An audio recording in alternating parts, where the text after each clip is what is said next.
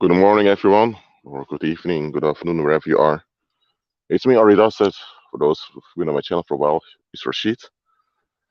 Um, when you're here, let me know the live chat, please. Thank you very much. It's morning here. The sun hasn't. The sun is not up yet, so I still have to wait sunrise. But I thought, you know what? Let me just do a little bike ride in the morning, and I could do a live stream also. So if you're here, let yourself be known in the live chat. I see Demetrius here also. Hi, Demetria. The rest is here. Please let yourself be known. Thank you very much. Look, I'm also going to ask you whether you can hear me clearly. Let me know if you can hear me clearly, please. Thank you very much.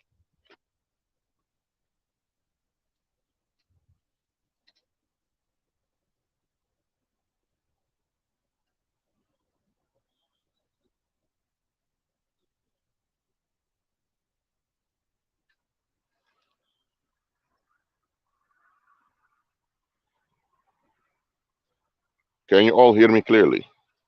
Okay. Oh, Elaine is here too. Glad you're here, Elaine.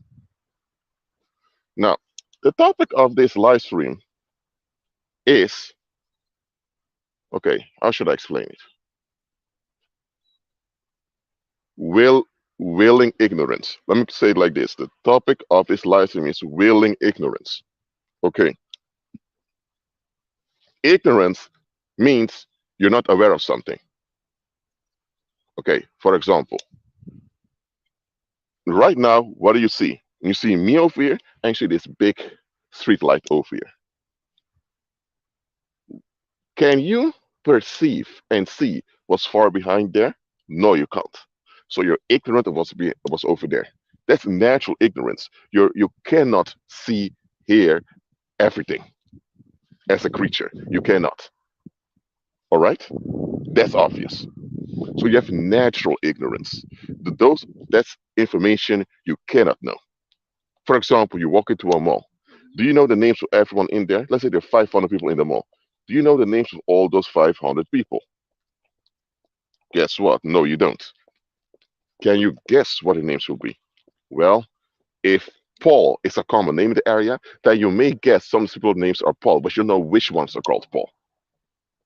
So natural ignorance is just the fact that you are not capable to know everything as a creature. Okay, that's natural ignorance. Every creature has natural ignorance. Every one of us have. That's why we do research, we investigate. Because if you knew everything already, you'd be the Heavenly Father, and you're not. If you knew everything, you wouldn't have to research, nor investigate, nor examine anything. Why? Because you already know everything. For example, the details of tomorrow, we're naturally ignorant of those. Why? Because we don't know the details of things will unfold tomorrow. We don't. We know tomorrow the sun will rise. We know that there's going to be rain. There's certain things we know is going to happen tomorrow, but the details of what's going to happen tomorrow, we don't know. We are naturally ignorant of those. Before I continue, is it clear to you what natural ignorance is? Let me know in the live chat, please. Let me know. Do you understand natural ignorance? Let me know.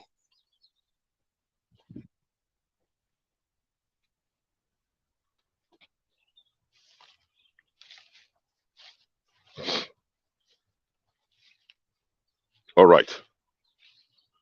So, natural ignorance is something we all have, and it's just reality that you can't know everything as a creature. But there's also a thing called willing ignorance. Willing ignorance does right to the term ignore. Ignorance has the root word ignore in it. Now, if you cannot be aware of something, you can't ignore it because you're not aware of it. You can only ignore something you're aware of. Well, let me say it one more time. You can only ignore something you are aware of.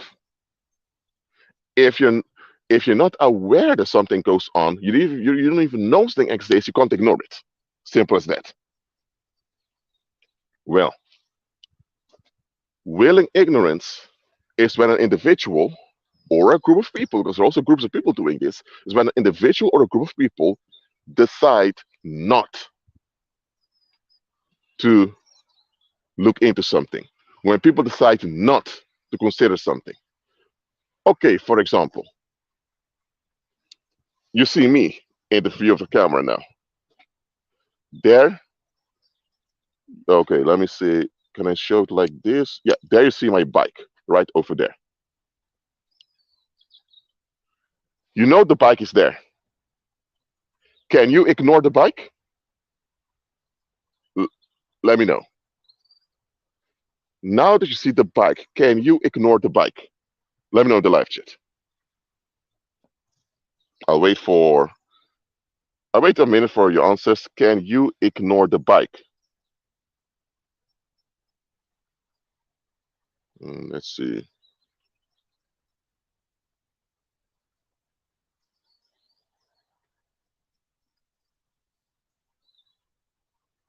Okay, I got one answer. Just 20 seconds to the other answers. Well, Dementia and Maria, you're both wrong. You can ignore the bike because remember, you can only ignore something that you are aware of. You can't ignore something that you know nothing about. Um, for example, there's a football field right over there where they play football. I mentioned now, if you had no idea there was a football field, you couldn't ignore it. Okay, looking away and ignoring are similar.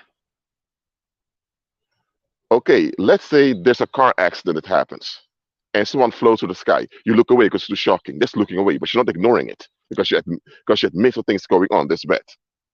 Or let's say now that um, there's, I should say, there's a very tragic scene in a movie. And you say, man, I don't want to see this. You look away. You're not ignoring. You admit something goes on. You get what I'm saying? So looking away is just the action of looking away. Ignoring is an attitude. Ignoring is an attitude in which you do not want to recognize the existence of something that's right over there. Now, one way a lot of people ignore things by pretending like they don't know. If you don't know, you can't be held others accountable for something.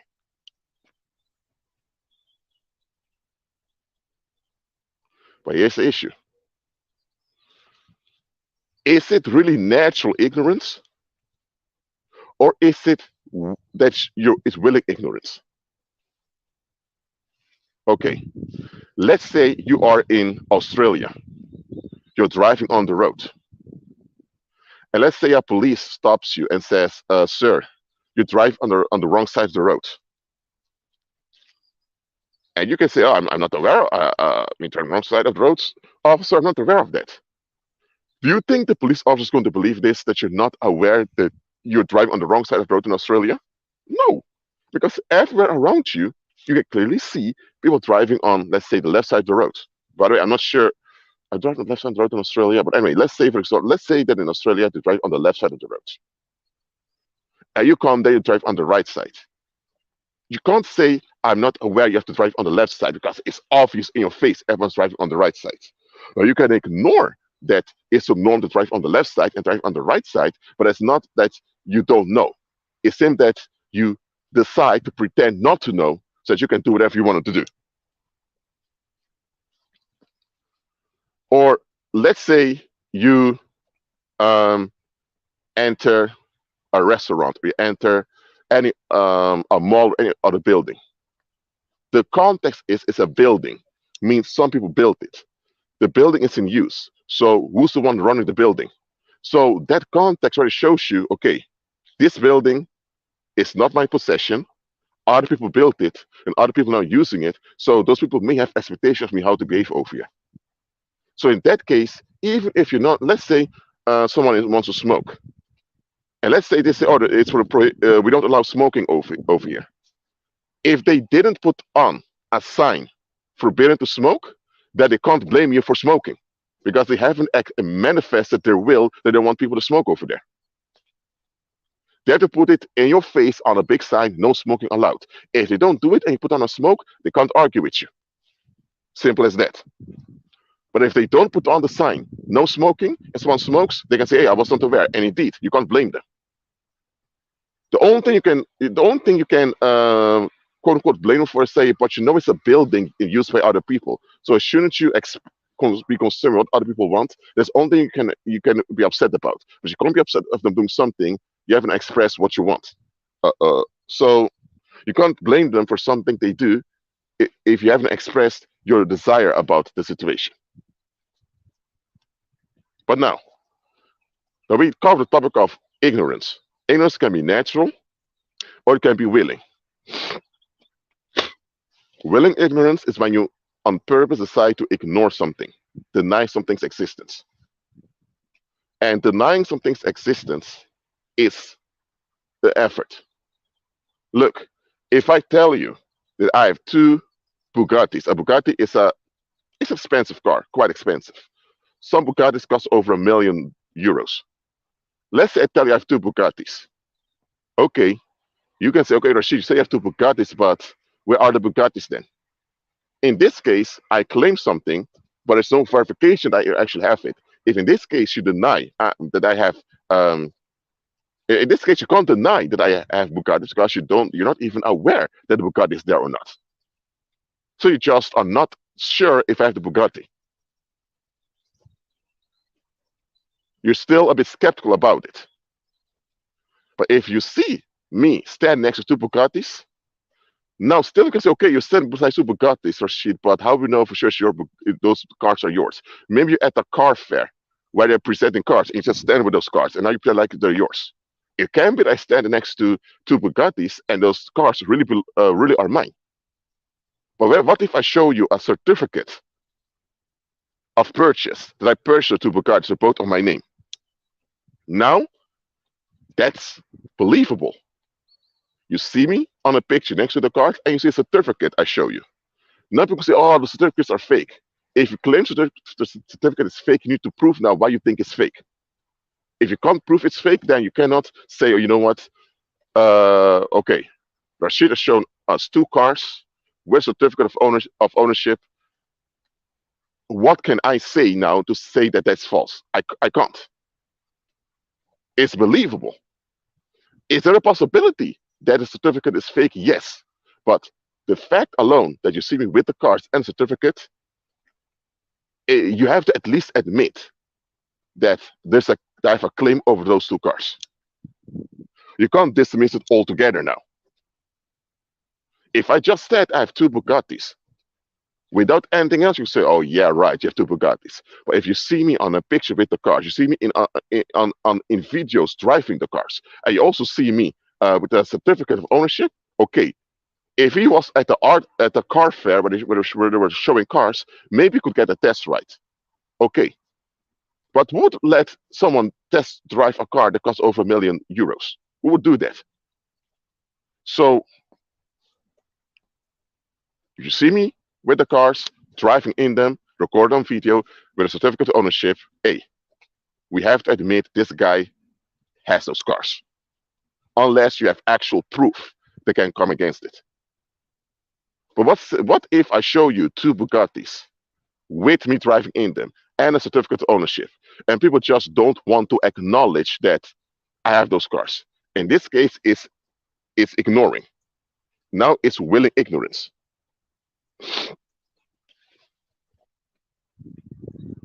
So, when someone is willingly ignorant, they've made up their mind, I'm not going to acknowledge this.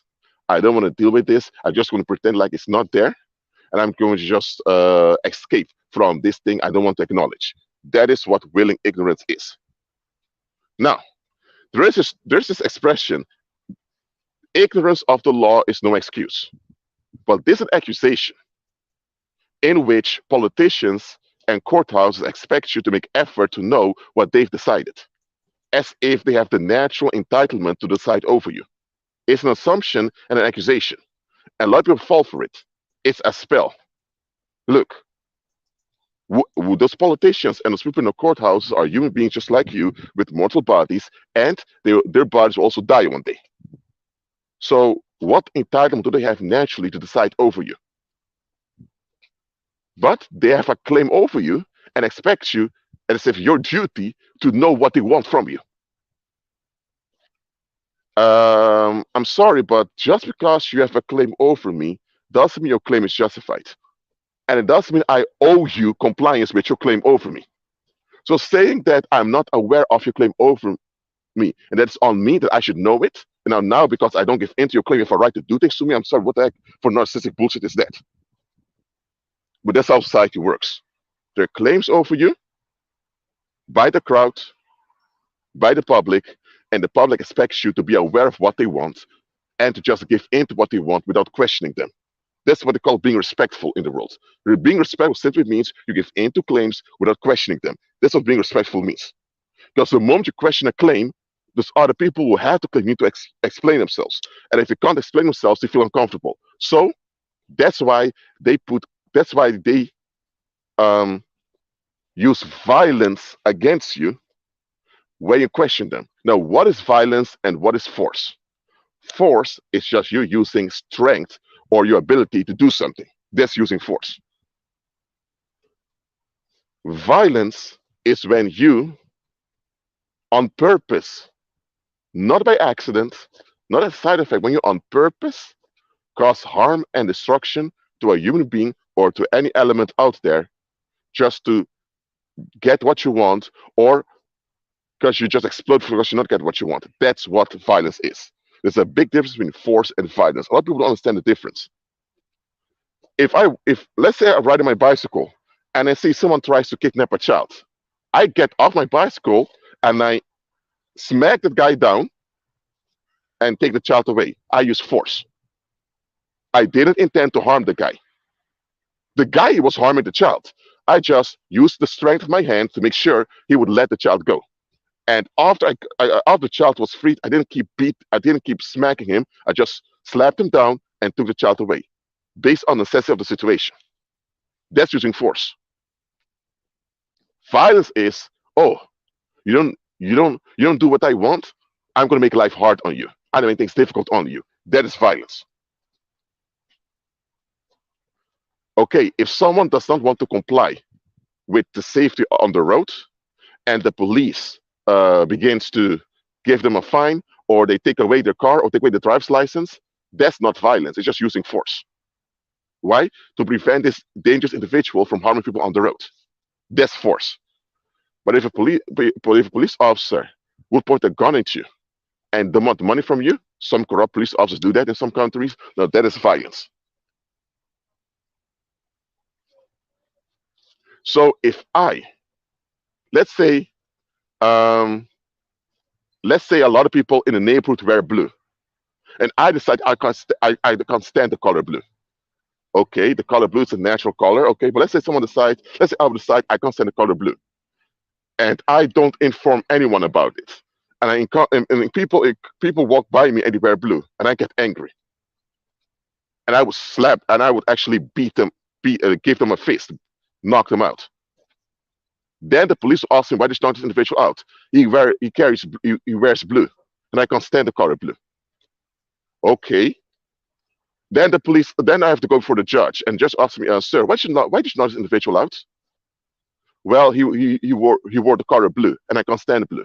The judge asked me, sir, that you can't stand the color blue, that's you having an issue with the color blue, even though the color blue has no issue at all. You're the one with the issue. Yeah, but he should be aware I don't like the color blue. Did you inform everyone you can't stand the color blue? No. Okay, but even if you didn't inform them, doesn't it automatically mean they're entitled? That you're entitled to expect them to not wear the color blue because you're upset about it? No. Okay, this is just an easy example. One individual having a claim that cannot be justified, and now they use violence on others just so that their claim is not challenged. The example I gave unto you is a very easy example. You see how ridiculous it is. But what if groups of people do this and we give them titles? Does that mean it's something else? If one individual has a narcissistic claim, a claim they cannot justify, a claim that when you examine it, you think, what the heck is this? And now this individual causes harm and destruction so to prevent you from challenging him. He puts an or else. if so that nobody challenges him. We're going to say that's abuse, that's narcissistic, that's evil. But when a group of people do it together, suddenly it's called law and order. Suddenly it's called something noble that we all need to comply with. Look, I'm not saying that other people can't expect things from you. They can and they should. Other people can and other people should expect things from you. There's nothing wrong with other people expecting things from you. Absolutely not. But can they justify what they expect from you? That's what it goes to. And look at this.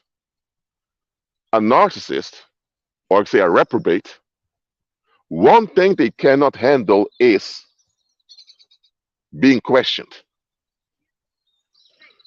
Because when you question a reprobate, what happens is that you automatically, how should I say it? You automatically challenge them. Because think about it. If someone has a claim and that claim cannot be justified at all, and you question that claim, you automatically challenge them. Because that claim is based on something or some outcome they want. So understand this. Narcissists, or say reprobates, cannot prevent you from questioning them, but they are going to make it hard on you when you question them. So that is either they use physical violence on you by using a gun, but with physical violence, it's going to be with the bare hands, they knock you out, or they use weapons on you. They love to do that too, whether it's a gun or a knife or a stick or whatever. Or if they can't use direct physical strength on you, they will use other people to collaborate against you. Simple as that. And some of them even go so far to go to the demonic realm to get assistance from evil spirits against you. So,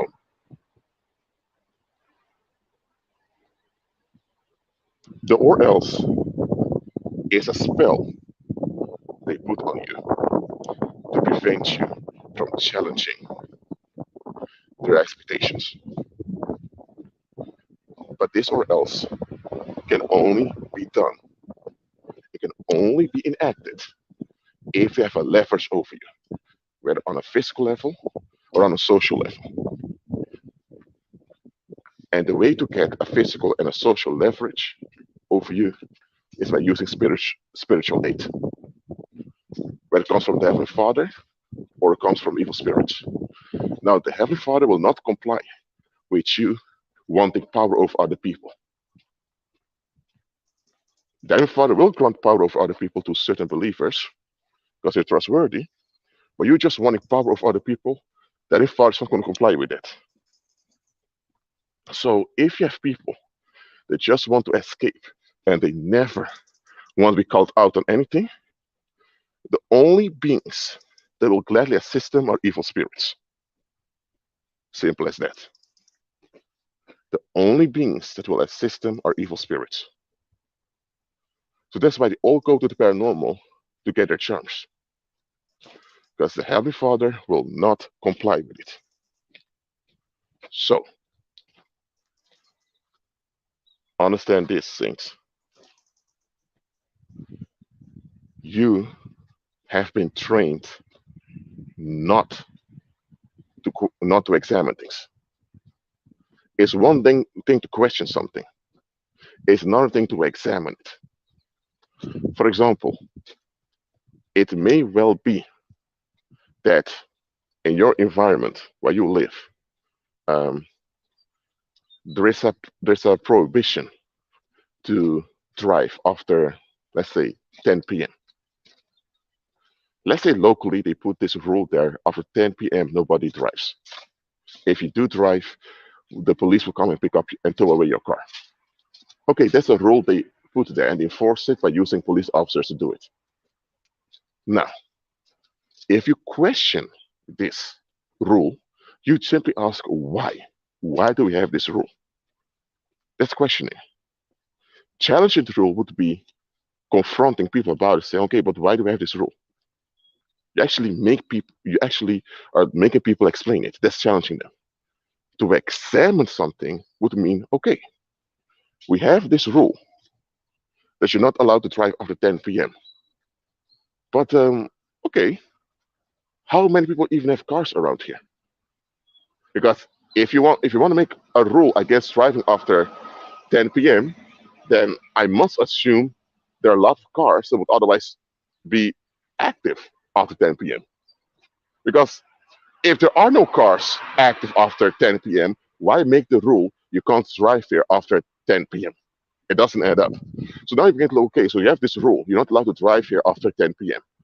How many people have cars around here? Hmm. Okay. There are not that many cars in this neighborhood. Secondly, the people who have cars, most of them aren't even outside after 9 p.m. because they have to go to work the next day. So now you realize, hold on a minute, the context and timing of this rule that you're not allowed to drive after 10 p.m., it doesn't add up because there are not that many cars around here, and those who have cars are barely out after the late evening. So now you've examined the rule. A lot of people know it's easy to question something. You just ask why. They put some question mark. You just put a question mark. Challenging would mean confronting people about something you don't agree with. Examining something would mean looking into the context and the timing of that thing. And a lot of people don't know how to examine something. They compare and they will say, hey, in this neighborhood, you're not allowed to drive after 10 p.m. In other neighborhoods, you don't have this rule. That's comparing. And they would compare and say, okay, in this neighborhood, you're not allowed to drive after 10 p.m. In other neighborhoods, you don't have this rule. So why should we have this rule? That's comparing. Then you challenge something based on comparison. That's what a lot of people do. They challenge something based on a comparison. But hold on a minute. They would then people can say, okay, listen, other neighborhoods don't have this rule, but hey, those are those neighborhoods. This is this neighborhoods. They come with the thing you can say. Um, you may say that porn is prohibited in Japan, but it's not prohibited in most places in Europe. Then a Japanese individual could say, yeah, but that's Europe, this is Japan. That's another argument to come up with. Just an example to give you. They can use the example of, hey, that's there, that's not here. But if you see that something doesn't add up, you have to examine it. For example, let's say someone has abusive parents who are very rough and inconsiderate emotionally towards their children. If those children ever go out and meet other children and they see how considerate those other parents are towards their children, the parents even apologize when they're wrong. This is going to be an eye opener to those children who come from this abusive household, and they will compare, say, "Mom, Dad, why don't you ever apologize to me when you're wrong?" Other parents, I got to apologize to their children. They will say, "This is our house, we pay rent, and that's why you have to do it us the way we are." They come this emotional counter argument. Why? Because they are abusers. They don't want to be questioned nor challenged. But here's the issue: if you examine it, you realize, hold on a minute. How come my parents never apologize or never show emotional vulnerability, but parents all other people do? And then you not only compare, but you look at the context, you realize, all humans are vulnerable, including my parents. So if they don't want to be emotionally vulnerable to their own children, that means that something's wrong with them. Wow, you figure out what goes on. You're close to the truth now. Questioning something and challenging something can get you in trouble. When you examine something, you now figure out what goes on. And now you realize, you know what? It's not worth it to challenge nor questioning this. I can question this without opening my mouth. Because questioning is something you do internally. Challenging is something you do externally. You can question anything without opening your mouth, but you cannot challenge anything without acting it out. You will realize very quickly, you know what? These people are out of their mind. So me challenging them is only going to bring more conflict and more trouble. I just need to actually get away from these people. So examining things is superior to questioning things. Okay, let me say it one more time. Examining things is superior to questioning things. Now, of course, when something is off, you question it. Internally, you put question marks, thinking, what is this? But what a lot of people do is, when they notice something is off, they not only question it, but they also begin to compare. And they challenge the thing based on a comparison. Mm-mm, that's not effective. It's the easiest thing to do. Make a comparison and you challenge that thing based on a comparison. Mm-mm-mm. Examine what goes on. And many of you need to learn how to examine things. Let's go back to the example of you have a abusive couple who abuse their children, literally abuse them, and then you have other children who are not being abused by the parents in the same neighborhood. The children that are being abused, they realize eventually something's wrong over here.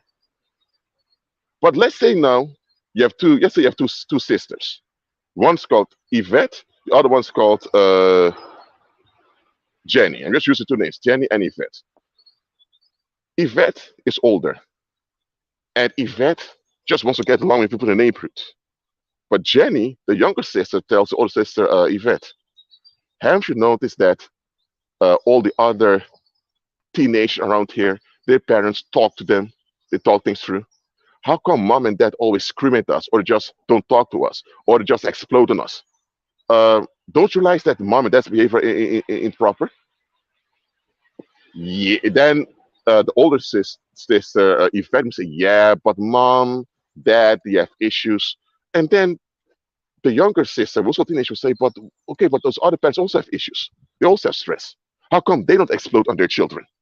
I mean, Robert, who lives across the street, his father is in therapy for years. For years, we're going to therapy because he wants to be better. He doesn't want to be dysfunctional towards his own children. He wants to be better off. So how come the parents of Robert, who lives across the street, are willing to look for help for their issues, but our parents keep just offloading on us? Okay, that's a comparison. And now, um, this what's the name I use again? Jenny. Jenny realizes I can't talk to my sister about it. My sister keeps denying things. Now, what's going on here? Yvette, the older sister, is operating in willing ignorance. She's willingly ignoring the fact that her parents are out of line because she doesn't want to deal with the fact that she grew up with defective parents. She doesn't want to deal with that because here's another thing. The older sister also realized that, hold on a minute, if my parents are so fucked up and they live in this neighborhood for over 20 years, that means all the other people around know they're fucked up.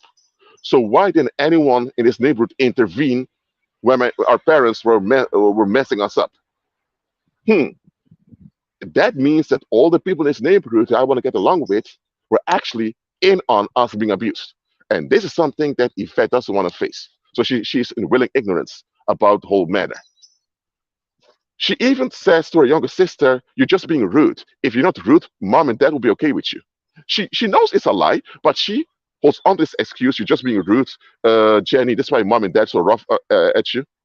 She knows it's not true. She knows mom and dad are out of their mind, but because she doesn't want to face or deal with it, she's in willing ignorance, and now she blames the victim, her younger sister, for the behavior of her parents. Now, Jenny is not taking it.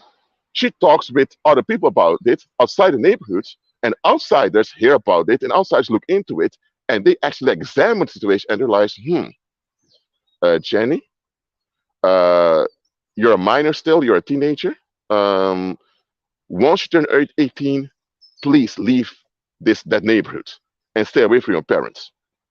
We're not going to. We know certain things about those people over there that's not proper.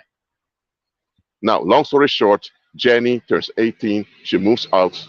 When she's 20, she finds out that there was a homicide that happened um, just a few years before her parents met, and the victim was a former classmate of her mother. And the case is unsolved to this day. And guess what? Most of the people in that neighborhood also knew the victim. So now Jenny finds out, the neighborhood was hiding something. So they rather put up they rather put up with a couple abusing their own children than to deal with what was actually going on over there. So now Jenny understands, mom and dad had something on the people in the neighborhood, and likely relates to that individual that was murdered. And because mom and dad had something on them, that's why mom and dad could get away escaping by ventilating on their own children. And that's why nobody did anything about it, because if mom and dad would have been challenged, they would be able to open their mouths and expose a lot of things that would destroy the reputation of the community. So now that she's older, now she can process what happened. When she was still a teenager, she was still shocked by her parents' behavior compared to the rest. But now that she's out of the situation, she reflects back and she finds out more. Now she can actually process it. But the people years ago who advised her, once you turn 18, leave this place, they figured out what's going on, but they knew, okay, this is a minor, a teenager. We can't explain this to her and upset her even more. So you know what? We just advise her to leave once she turns 18, and later she can find out herself. So do you understand now the difference between examining something and just challenging something based on comparison? So you have people who challenge based on comparison, you have people who examine things. Is that difference clear onto you now? Let me know in the live chat. Let me know.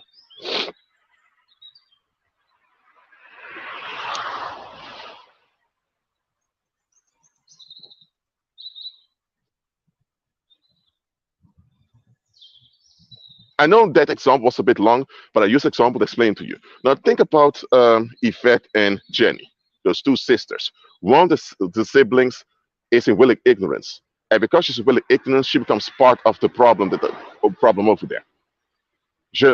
Jenny doesn't want to be part of the problem. She wants better. Because she wants better, she challenges what goes on, but she realizes by challenging it, things get worse. Outsiders that help her out examine it. What I'm saying is, look, when you're in a situation, it can be sometimes a bit, I won't say difficult, but it can be a challenge in itself to examine what goes on. That's why it's smart to have some outsiders looking into your situation. Not just any outsiders, because collaborators with evil can also be outsiders, but they will collaborate with the bad thing. So I'm not talking about every outsider, but it's healthy to have some outsiders looking into a situation too, because the outsider has no interest invested in the situation. If it's your parents were messed up, you as a child have an investment in one of your parents not to be messed up.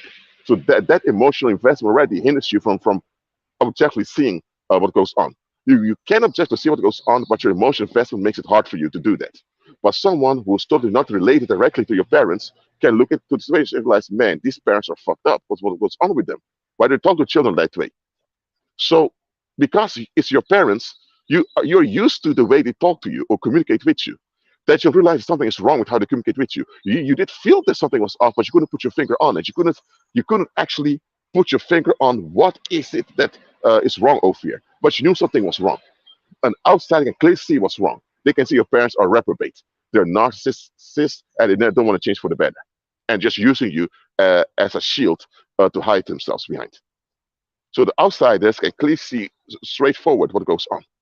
You, because you are part of the situation, in this case, not as a perpetrator, but as a victim, you have difficulty seeing what goes on. Now, some people can see what goes on in a situation, but in general, it's a bit more difficult because you are part of the situation. Outsiders have a better view of what goes on. But that's why some outsiders are collaborators, so not every outsider is someone you should trust. But that's why it's healthy to have some outsiders who can see into a matter.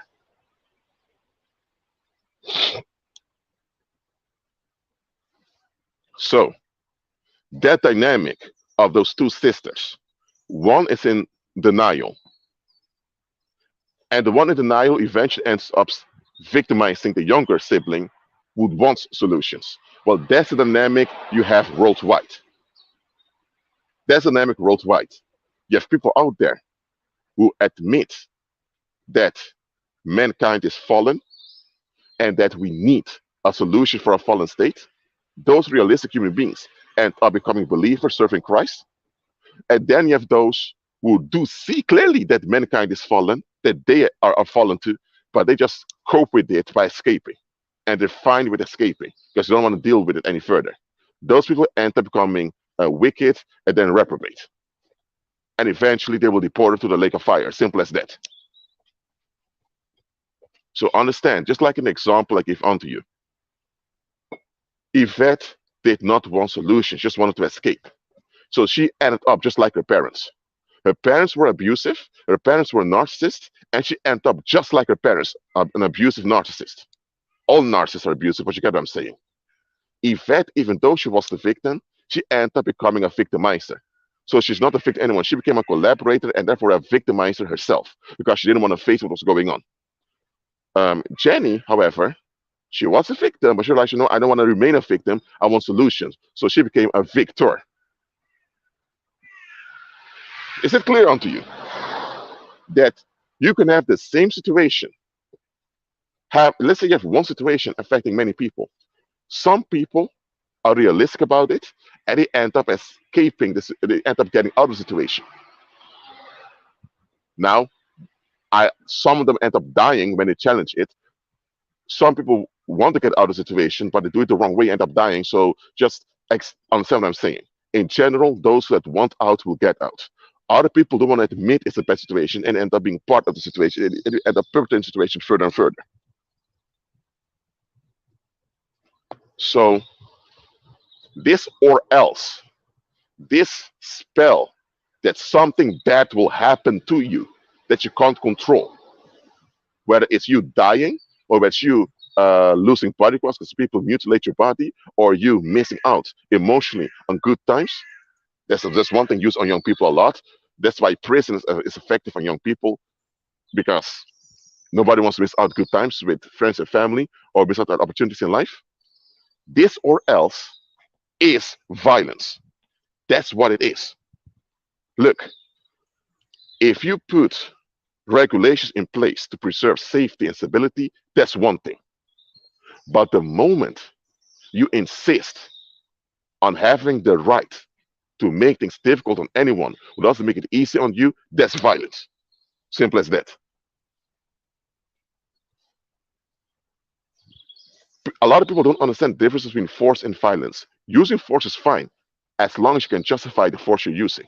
But violence is never okay, it's never justified, and violence is never the right answer to anything. Because violence is destructive and harms both the victim and the perpetrator. Well, in violence, everyone loses. Both the perpetrator of violence as well as the victim of the violence loses. Well, the victim loses more than the perpetrator. In case of a homicide, the murderer is still alive. The murder victim is dead. So the murder victim lost more than the murderer. But the murderer also has lost because now he can go to prison. He can be put in prison. He can be executed. And everywhere he goes, people are going to distrust him because, hey, you killed someone because you were pissed off. So what if you get pissed off today? Are we going to die too? So his life will be a life of toxicity now. So he loses too. Nobody wins with violence, ever. In violence, there are those that perpetrate the violence and those who the violence is enacted upon. Those upon whom the violence is enacted upon, where they are actual victims or not, doesn't matter. Those that upon whom the violence is enacted upon, they lose more than once enacted the violence. But in any case, both are losing. The best situation would be if everyone wins. But for everyone to win, everyone must want better. And to want better, you need to let go of either the bad or the good. Because sometimes the good things you have can even hinder you to get better. So if everyone wants to win, everyone must be willing to let go of what's bad, and especially also let go of what's already good to receive better. In case some people don't want to move on, then they have to stay with the losses and you have to move on with your winning. Simple as that. Not everyone wants solutions, not everyone wants to win. Some people just want to escape. So those people are the ones and they want losing in the long run. So people that insist on escaping, they will lose in the long run. So those losers, because that's what they become, losers eventually, they will lose. So if you want to win, you have to win away from them. As simple as that. That's why Christ taught us to shake the dust off your feet. With dust referring to the toxicity of the environment. shake off that toxicity and move on. That's what Christ taught us, because not everyone wants to win. Is this clear to you all? Let me know in the live chat. Let me know.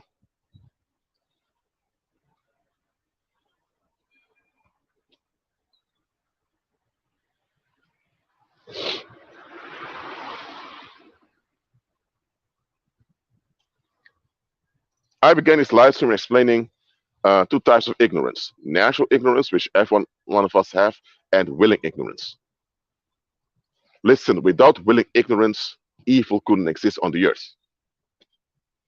If someone, if a child dies by malnourishment, the evil was neglect of human life. That was the evil in the community.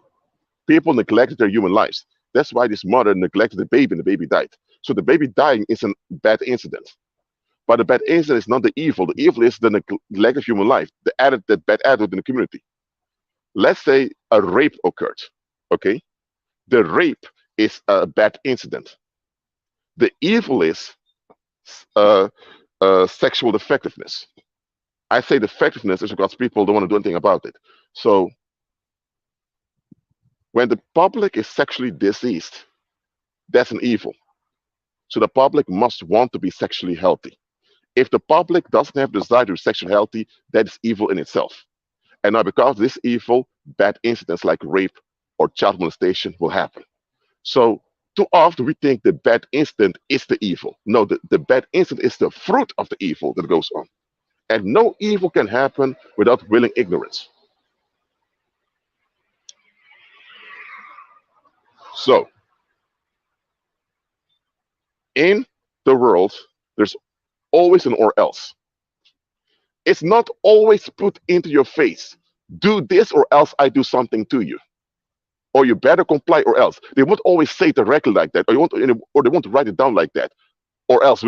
Because here's the issue: if they threaten you with an or else, they must have the ability to do the or else. Because if they threaten you with an or else and don't have the ability to complete it, it's going to look stupid on them. It's going to backfire. And in many cases, people don't have the ability to enact the or else. They want you to think they do, and that's why they use spells on you.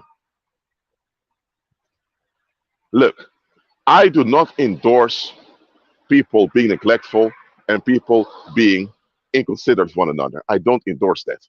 And I'm not encouraging you to do that either. Okay? What I do endorse and I do want you to do is to get along in actual real peace and harmony. And for that to happen, there must be safety. Without safety, there cannot be any harmony nor peace. And for there to be safety, there must be compliance from everyone involved. So you can't have this worldly attitude. People just wanted to escape and you have safety. So understand, not everyone is safe to be around.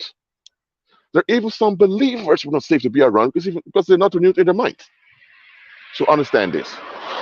I'm not promoting um, recklessness, narcissistic exploitation, and people just doing what they want to do and all that. No, we have natural obligations to one another as human beings. And being considerate of each other is a natural duty, absolutely. However, we also need to keep each other in check by examining each other's expectations. This blind compliance with rules, look, if you're in the military and you follow the commander or the general, that's a different thing. But if you're not in the military, I expect you in daily life out here to examine things, not just challenge things when you're upset or question them when you feel uncomfortable. I expect you to examine things, including yourself. By the way, we're told as believers and also as saints to examine ourselves so we don't end up operating in unbelief, unaware. So, are there any questions about this topic? Awesome now. By the way, thank you for coming and listening. I know for some of you it's late now, but still, you saw the notification I was live and you still came. Thanks for coming. But any questions about this topic, please let me know. Oh, by the way, the sun is about to rise here, which is good.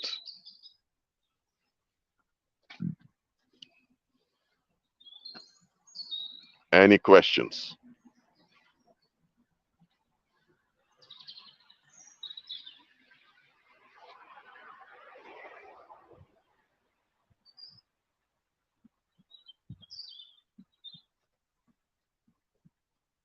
I'll wait for another minute. If I get no questions, I will close down the live chat, live stream, I mean.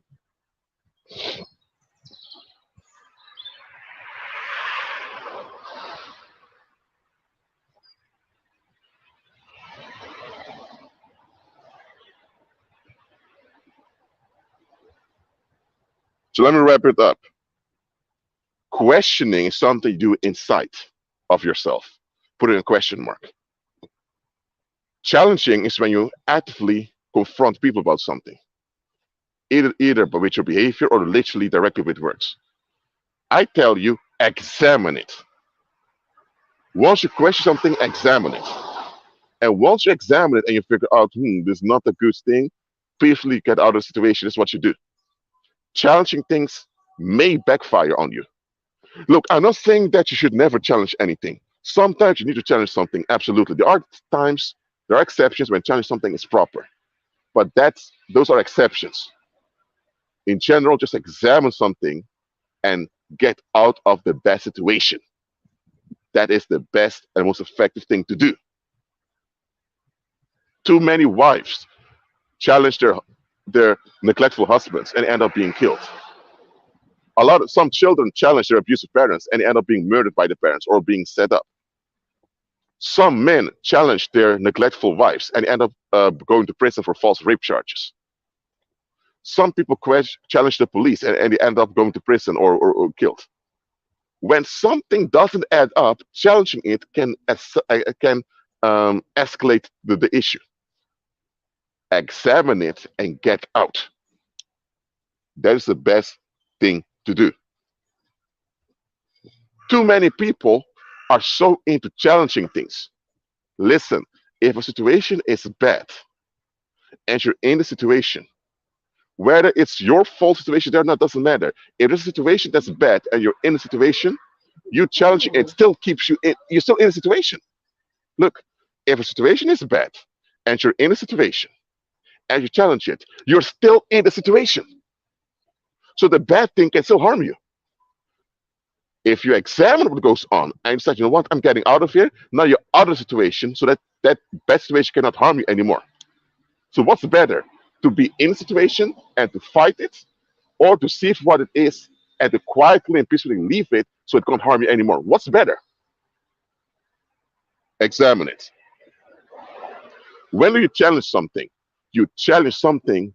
Okay, if a child is about to be kidnapped, then you challenge the situation. Absolutely.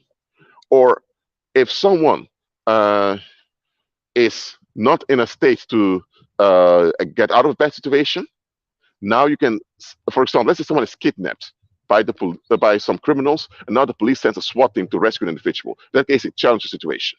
So I'm not saying that challenge situation is always wrong. There are times you have to challenge something because sometimes to intervene, you challenge something that's bad. But hold on.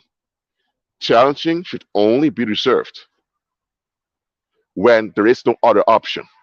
If you have the option available to you to exit the situation peacefully and quietly, you do that. Some people, they notice something is off and they stay in the situation, and once it escalates, now they want to fight. Listen, the moment you notice something was off, you should examine it. And once you examined it, now you realize, you know what, I need to get out of here. Then you would have then a lot then there would have been an explosion. Too many people, they ignore red flags or they stay in a situation that's bad, and once it gets worse, now they want to fight. And when they fight, they think they're going to solve something. No, you're only going to make it worse on yourself and everyone around. All right? Good. Well, anyway, any other questions? Let me know.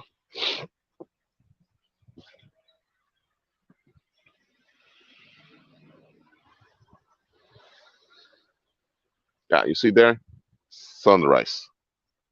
Praise the Lord for sunrise.